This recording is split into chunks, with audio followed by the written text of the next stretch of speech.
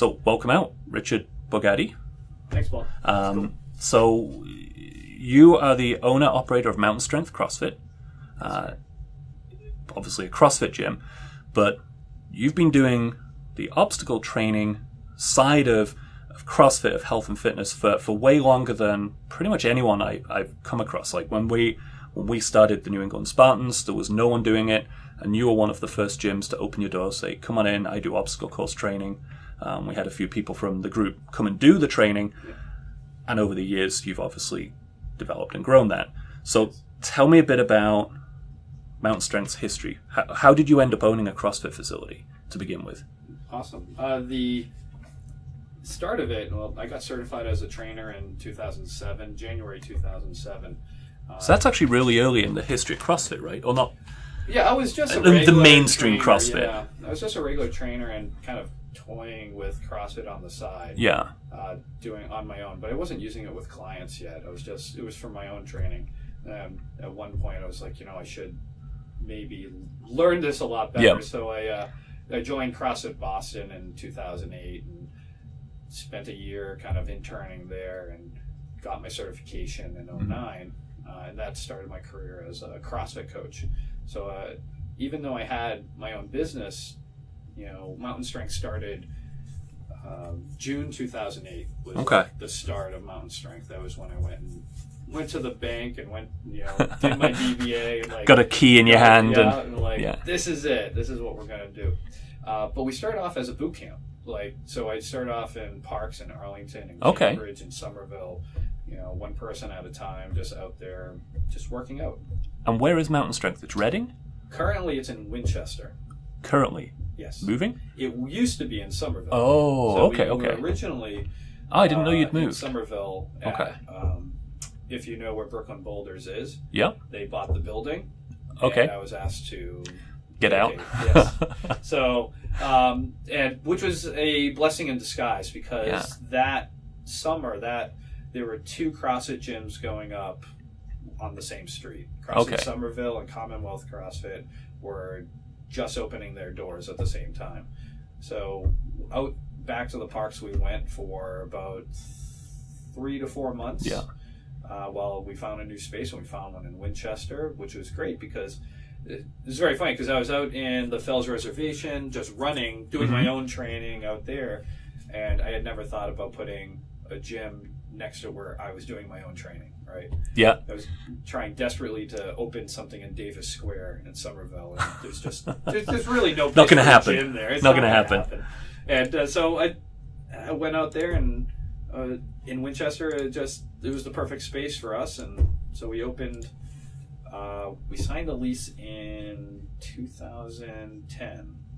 Okay. November 2010. There. So when you opened it, did you think in 6 years you'd still be doing it? Yeah. Or still be doing it there? Yeah. Actually, no. We thought we would have grown out of there, but it just became the perfect community, the perfect space for us. So, I mean, CrossFit as a training program, as its own sport's obviously done its own growth. It's not dissimilar to the way OCR has grown. It's grown rapidly. It's grown crazily. It's grown. It's organic. And there's a lot of overlap between CrossFitters and OCR. And I know you've been doing OCR training for ages. I mean, you've been getting people in the gym. I know you've built walls in the gym. And that's not part of the CrossFit style, obviously. There's not every CrossFit gym's out there doing OCR training. So what got you into OCR training? Was it your own OCR racing? I mean... It actually wasn't. It was actually one of my clients came to me in 2010 and said, I want to do this race called the Tough Mudder. Okay. And I was like, wow, that sounds awesome. And I had a background, my background, I have a martial arts background, but I also, through high school and college, I was a rock climber and a ropes instructor and a long distance runner. So I kind of like... Bit of everything. Hey, all these kind of pieces kind of meet for me, and this is great. So I trained one of my clients privately, one-on-one. We trained for the Tough Mudder. He went out there, had a great time, came back and said, these are the problems I had. Yeah. And these are my friends that race with me. They want to know what I did. Yeah. And so we started training as a group. Okay. And, then I went out and did my own Tough Mudder. Tough Mudder was the first race that I did. Yeah. It's like, hey, go do a first race. Let's go do a 10-mile. Why not? Why not? Why First not? one out there. And I got devastated. It wiped me out. I wasn't prepared at all. I was like, okay, first-hand experience. Back to the drawing board. Let's rebuild. Let's figure this out from scratch. Let's rebuild how we train for this stuff. And then the Warrior Dash was there, and then Spartan was just starting up around the same time. And so the group just grew organically, and my training methods went along with my first-hand experience. Every time I went out to race, I came back with something new, tweaked it. That's awesome. It was a lot of fun. And I know that Mountain Strength has hosted a lot of the Spartan-specific training, and we'll talk a bit about what that looks like now, because obviously with things like the Spartan Delta and the SGX and the Spartan Obstacle Specialist stuff that's coming on, you've gone through a bunch of that yourself, right? I have, yeah. So, I mean, let's talk a bit about the relation, I guess, or the how CrossFitters and OCR. There's a lot of people who do OCRs who don't CrossFit, and there's a lot of CrossFitters who don't do OCR, but there's a big overlap. And we've talked before we got on the cameras, and we talked about CMC and how they have that CrossFit style pit at the beginning of the race, and then they have the race itself. Why do you think there isn't more of an overlap? Because Spartan has always tried to kind of pitch to the CrossFitter and failed, or at least struggled, I should say. They have, yeah. Yeah. The kind of the culture of Spartan has been, we want, not we, but from what I've heard from them, is they want to be an add-on.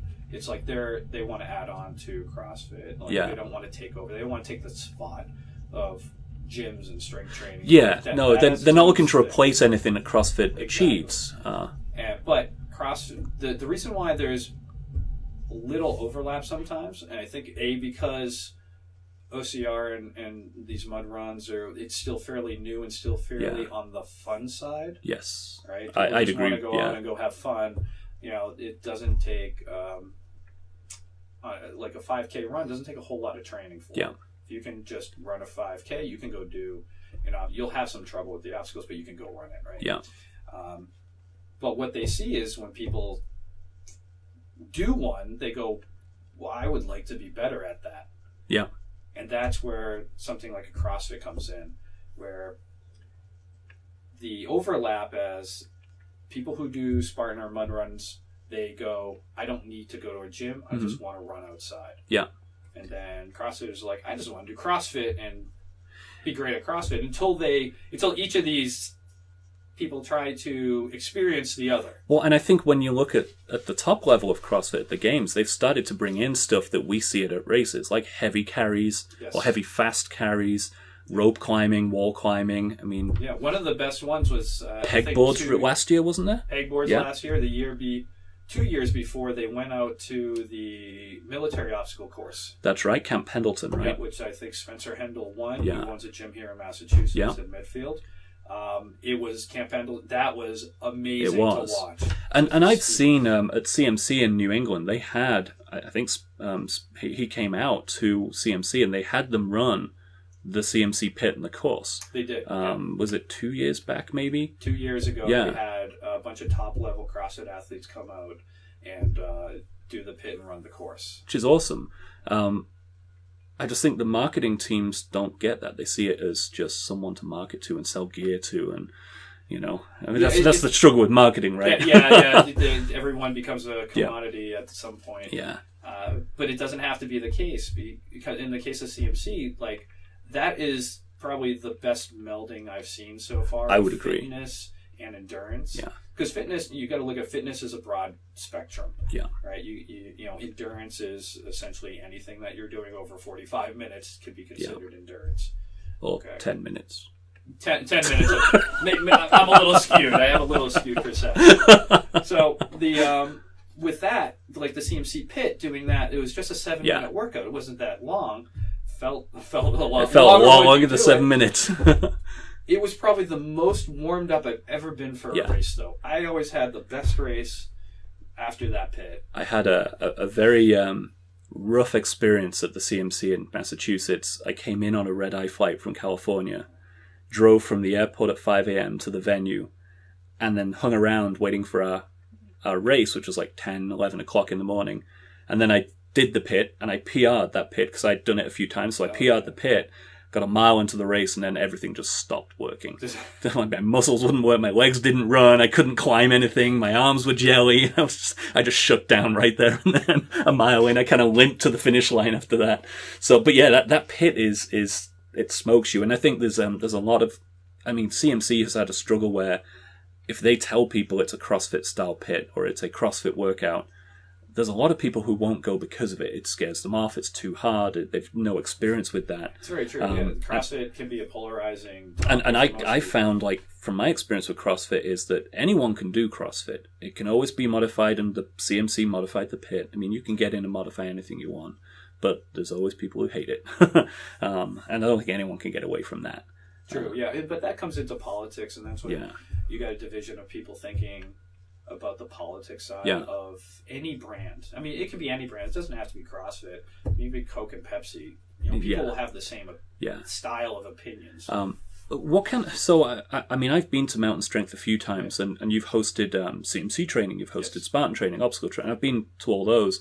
But what's your general community? I mean, if someone was coming into the gym off the street tomorrow, if they heard the podcast, they're like, oh, I live there. I didn't know there was a OCR-friendly CrossFit gym nearby. What can they expect? I mean, do you guys train people to go to the games and take it super, super seriously? Are you like open to the mom who's dropped her kid off and needs a quick drop-in class? I mean, yeah. So we are a kind of open to all facility. We do not cater to the CrossFit Games crowd whatsoever. Yeah. That's just not in our interest right now, nor I think it ever will be. Yeah.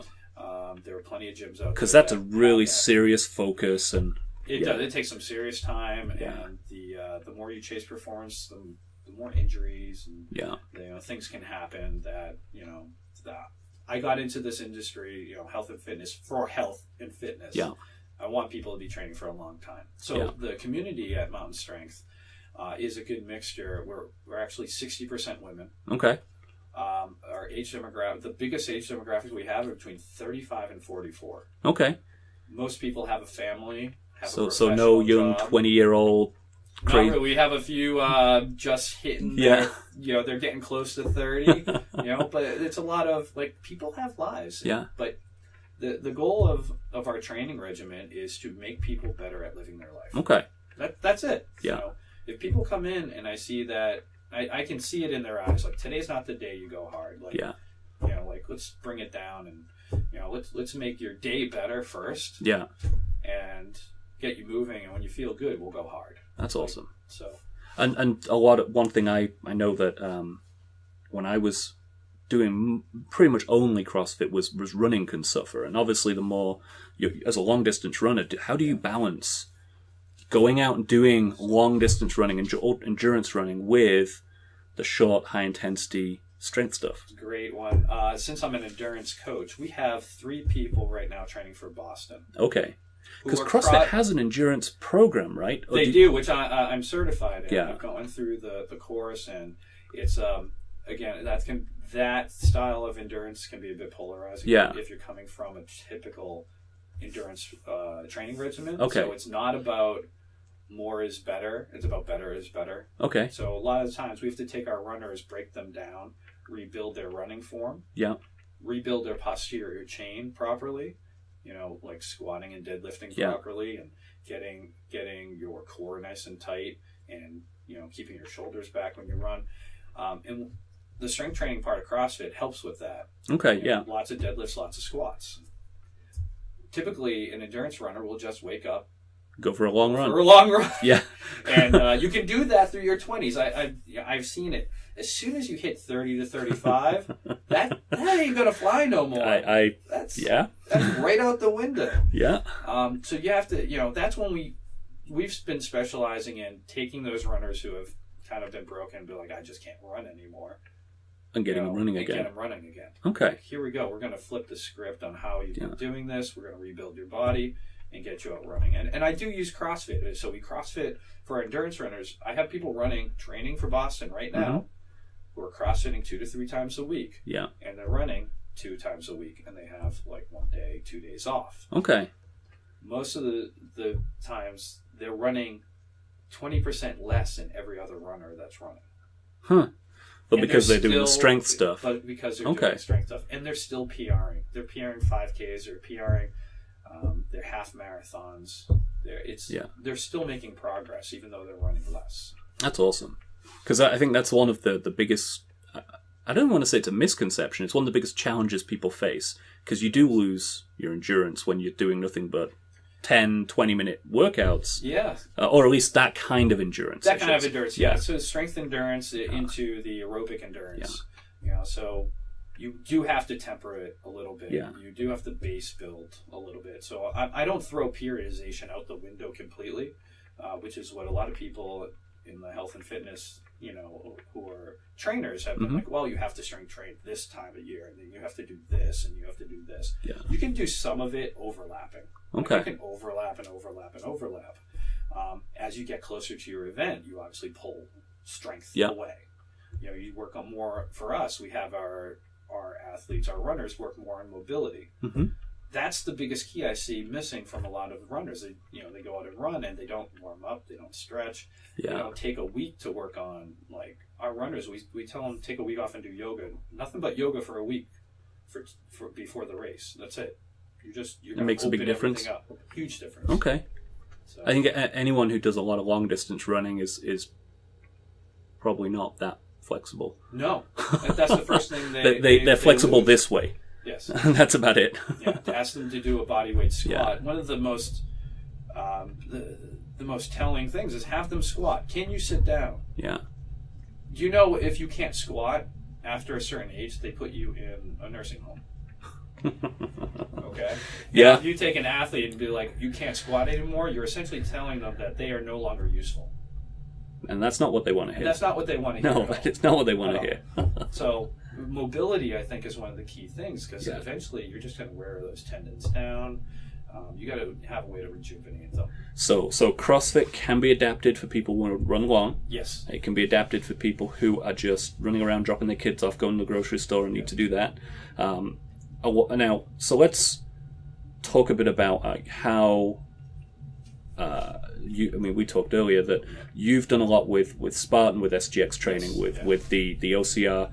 I mean, right now Spartan is the only game in town who's doing OCR training to a certification level and really focusing on making that a legitimate, marketable, letters after your name. You can go into market yourself to a gym and I have this certification and it actually means something. Yes.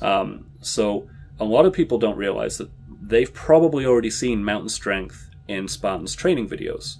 Yes. So the other Joe D, who is a good friend of yours, he does a lot of those videos, those recordings in mountain strength. He does. So tell me a bit about how that happened. Like how did your little gym in Mass end up be Spartan's demo gym? I mean, obviously they go everywhere. They go everywhere, but how we started that relationship, well, it happened after Spartan moved their headquarters to Boston. Yeah. Right. So they got some funding, but part of that funding was they had to move to Boston. So, which is great. Yeah. Much better for the company. Yeah. And then they started the coaching part of it, and so I saw a video. They actually did the first certification in a hotel. Okay. So it was in a hotel. I think I saw that, Have you seen like this? a conference room. It was a conference yes, room, I yes. do remember that. So I saw that the Monday after it happened, and I freaked out. I was like, why wasn't I at this event? Who didn't call me? Damn it, I need to be a part of this.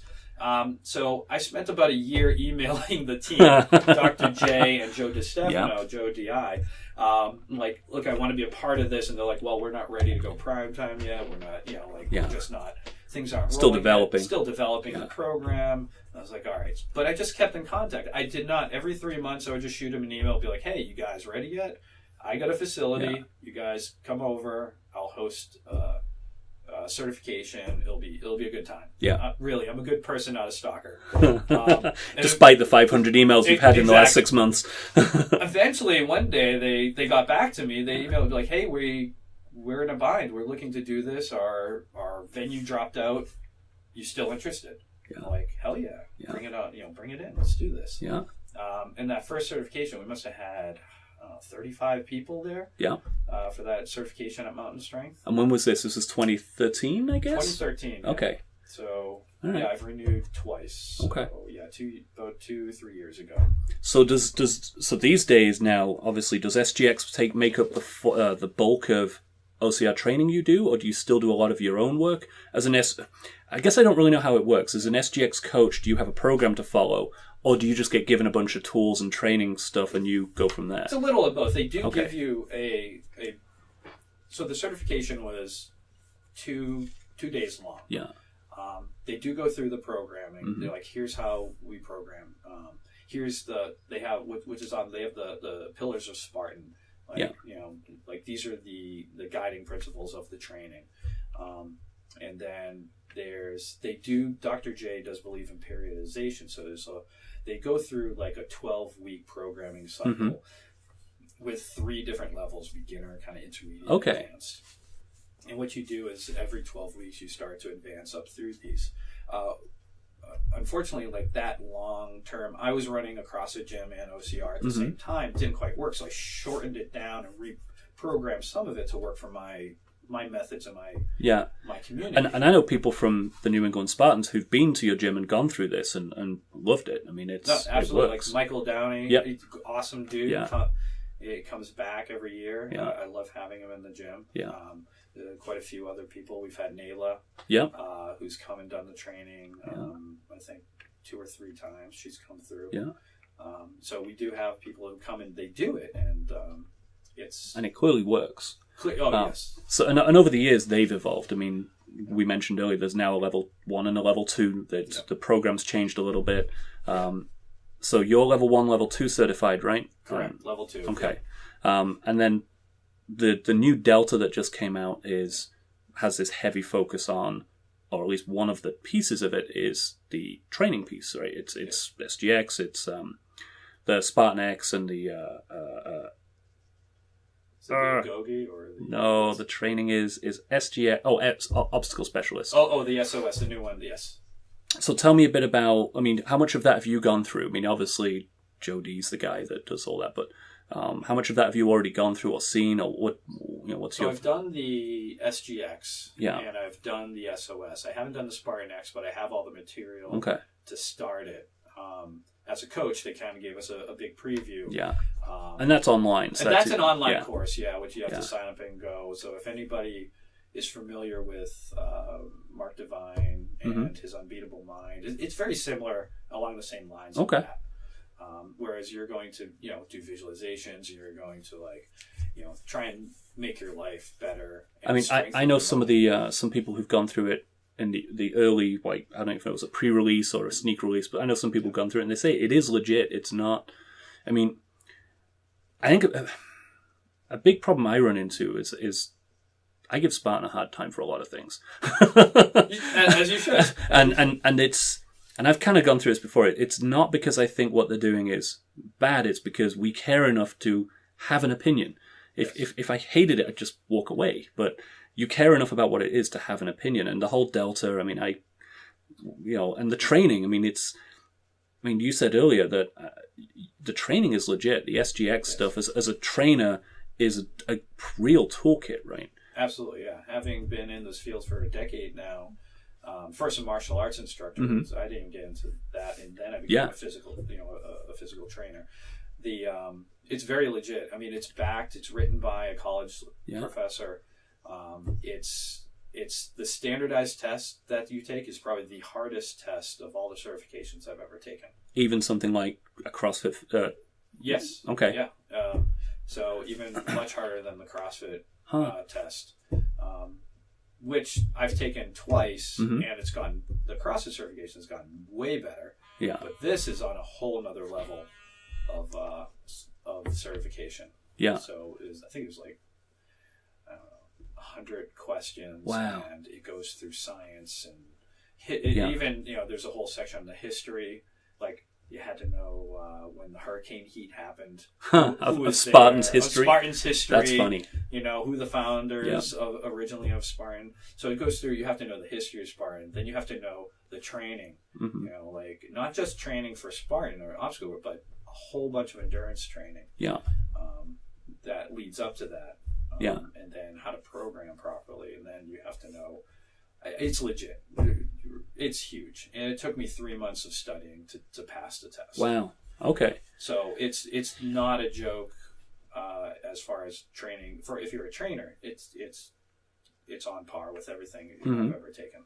And how does the obstacle specialist stuff fit in? What's that like as a trainer? What's that program so look like? Having done when you become a level 2 coach, you get the material and stuff to teach, like the Spartan Fit course. Yeah. And some people have heard about that. That I think is going to the wayside and being replaced by this SOS course. Yeah. So the Spartan Fit course was all about kind of like breaking down what we learned to make it consumable for not a trainer, the lay person. I'll call them for right now. But every time we did that, everybody just wanted to know about how do I climb a wall. Yeah, because I think that's what people see when they see obstacle course training. In their brain, they think technique. Yeah. How do I go over a wall? How do I climb a rope? How do I crawl under a barbed wire quicker? And maybe running, but this is way more than that. It is. It's way more than that. So we go over in the SOS course. It starts off with mobility. Here's all the mobility tools that you need in order to climb a wall. Yeah. I mean, just if you're standing up and you lift your leg up, I mean, you really need to climb a wall. You need to get your knee to your chest sometimes, right? Yeah. You need to be able to get your hip open. So the first thing I'm going to do is can you lift your leg up? Can you bring your knee up? Can you reach overhead? Yeah. The basics. The basics. If you can't put your arms over your head, I shouldn't put you on monkey bars. Yeah. Period. Yeah. As a trainer, that would be wrong for me to do. Yeah. But people do it every weekend. They go to these races. They've never been on monkey bars, or they never climbed a wall, and then they get injured. It does happen because anyone can take the obstacle specialist I believe stuff. So. Yeah, anybody can take the SOS course, and what it's going to do is teach you the best practices of here's how to prepare for the obstacles. Yeah. Not necessarily the running in between or the race itself, just the obstacles. Yeah. How to tackle them, what the best practices are. Here's how to climb a rope. Here are some of the things that people may not know about how to climb a rope quickly. In the SOS course, it goes through the ropes, the wall, monkey bar, spear throw.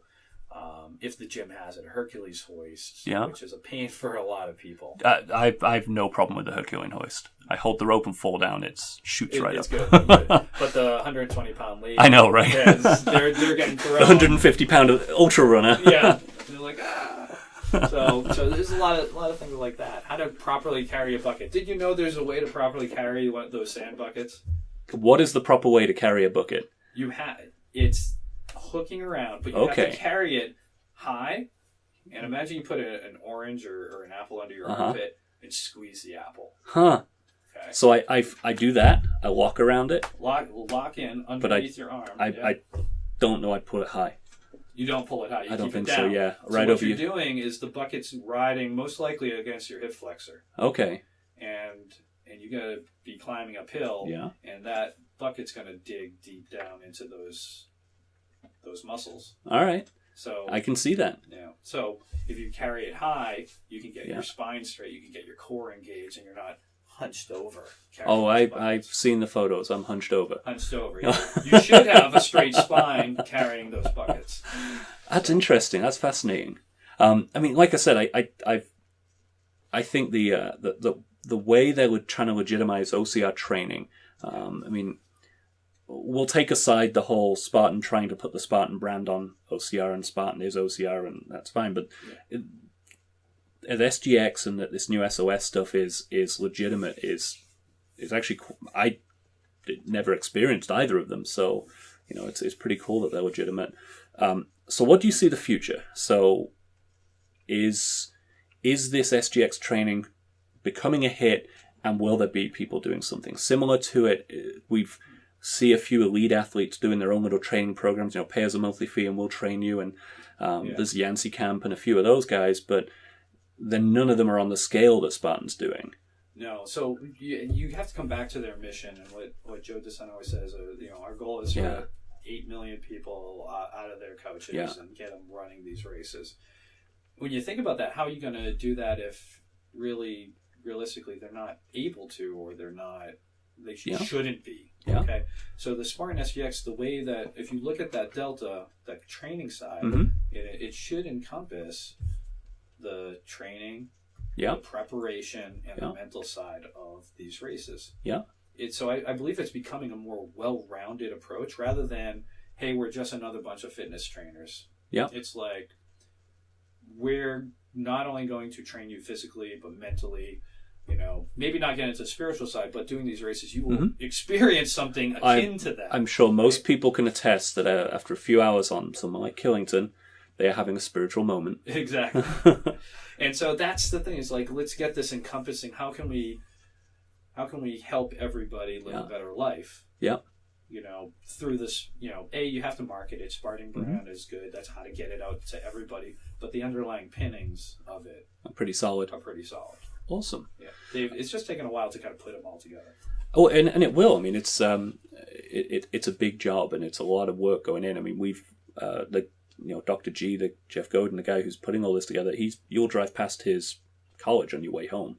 He's down the road here. He's right here in Central Mass. So it's pretty cool that it's homegrown, and it's right here. And I, like I said, I give Spartan a hard time in a lot of cases, but it's because we care. So to hear that something like this is worthwhile and is useful to go through is pretty neat.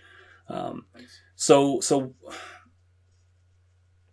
what, I mean, we talked about CrossFit, we talked about the overlap of CrossFit and OCR and the training of OCR.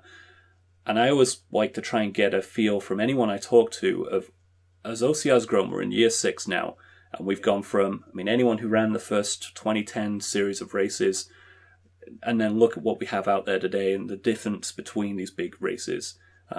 What's next? Where do you, as a trainer, as someone who's relatively invested in the training of OCR training, maybe more than a lot of other CrossFit gyms, fitness facilities may be, what do you see next? Do you see elite athletes? Do you see, what's your view of where OCR is going in the next 6 years? Well, I think as with a lot of things, it hits maturity a little bit. I think we're in the teenage years, I would call it right now, where people have a lot of opinions, and there's a lot of like changes and grumbling, and there's some chaos going on with it. I believe it's going to solidify in the next couple of years. Within the next year to year and a half, you're going to see everything pull together, and it's going to be a much more solid product. We're out of the phase of, this looks like I built this in my backyard and threw it on a mountain, to, okay, we got to the point where we've trucked out stuff to mountains, we build these courses, they look great, but they could be better.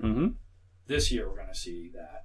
Okay. Everybody's going to up the game, they're going to make it a little bit better. The obstacles are going to be something that you're going to want to get jump. You're going to want to jump on them. And I think we're seeing a lot of that when you look at the difference between World's Toughest Mudder and the stuff they're putting out, and even Battlefrog, for all their struggles, I don't know if you've seen what they've been putting out at the beginning of this year in the West Coast. Steel constructions, huge builds. They're impressive looking. So I think we're starting to see a lot of that happen. I agree, and Spartan hasn't shown their hand yet, really, too. That's another big one. They always wait till the end. Yeah. To show their big. They've also missed it a few times. They have. I don't want to be a Spartan fanboy, but they've come back and they've corrected it. It sometimes takes 6 months, but they listen to the community, which is great. Where I see this going, I think the change that Spartan's making in the elite heat to the competitive heat is amazing. That is. I have so many of my gym members that run these races, and we have like 30 or so people that come and run the races just out of my gym. They want to do elite, but they're like, I'm not racing for money. I just want to. I'm competitive. Yeah. No, I absolutely agree. That move, it was overdue. And they knew it. They totally own that one. It's taken us too long to do this, but no one else did it yet. So I'm super thrilled to see that. So that's one thing that I would like to see continue. And all like across, like the 3-tiered, like, let's go have fun waves, and okay, you want to go fast. You necessarily, like, that was the big thing about doing the Beast this year, is like a lot of us were hauling some butt. We were in the first wave. after the elites, but we were still single tracked. We were Yeah. still sitting there waiting. It's like, I have a motor and I want to use it. Yeah. And so, like, adding this, like, little buffer zone, like, okay, you've got the motor. These are the guys who are going to be running. We want to go. And I want to see that across all of them. I want to see them not catering to the elites, because we've already found that the community, the OCR community as a whole, does not care too much about it. The sponsors care about elites. The sponsors do. The elites care about the elites. The TV networks care about the elites. The 4,500 people we've got in a group in New England, not really. Not really. Not as much. I love them, and I train a few of them. And Yeah. they want to be elite, and that's all. That's a time and place. There's got to be there's got to be a cutoff. Like, are you elite or competitive professional, or are you just awesome? Yeah. You just want to move. Yeah. So let's start wrapping up and talk about how we're going to start seeing more of you next. Oh, yeah. So when the whole reason we got talking in the first place was you're planning to put on your own show, your own podcast, your own video. Yeah, I mean, details to come, right? Details to come. Yeah, it's still in the starting stages. We do have a rough website up. Yeah. We still have yet to do our first episode. Yeah. So it's called Epic Race Gear. And we'll link that in the description. And it will cover a lot of the gear reviews, but I wanted to spread it across OCR, kind of like dip into like Go Ruck. Yeah. How that's a little bit different, and like mental training and what you need for that. And even get kind of, we've seen a lot of OCR people kind of start going to ultra runs. Yes. Like, what do you need to there's do? Actually an awful lot of overlap, and you also see people doing like Endurance Society. They've got Fridges coming up next weekend. They've got Infinitus in the summer, and there's a lot of OCR people going. There's no obstacles. There's no obstacles, but it's an obstacle of itself. Yeah. So what I want to address is, and I've seen this in like the NES Facebook page and like just emails and stuff, is like the first question everybody asks is, well, what kind of shoes should I have? Or like, what the great question, what shoes should I wear? What shoes should I wear? Like what's this terrain like? Why does Innovate have 10 different pairs of mud run shoes?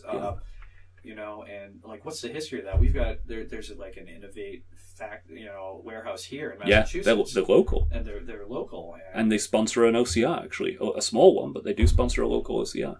And so I want to go and talk to like them, and be like, okay, let's tell everybody here, like what's the difference? So this is going to be less of a I got a shoe, here's the shoe, which I've done a few of.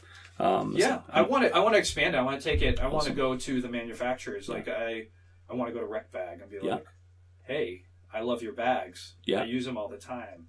Let's talk. That's awesome. Why is this awesome? Because I love it. And we're going to make sure that everyone in New England Spartans sees the content, and we'll go back and forth on that as well. Absolutely, yeah. So we're going to share it. Being a part of the NES community, this is for the racers, for the newbies, and people who've been around for a long time. Like people who are switching gears. Yeah. Like, are they switching from OCR into Ultra, or maybe they're getting into Go Ruck? Yeah. Like, what do the first thing you need to know is like, what's different? What do I need to buy? Where can I get the best deals? Yeah. Things like that. Awesome. Well, thank you for coming out. You're welcome. We will wrap up, and thank you.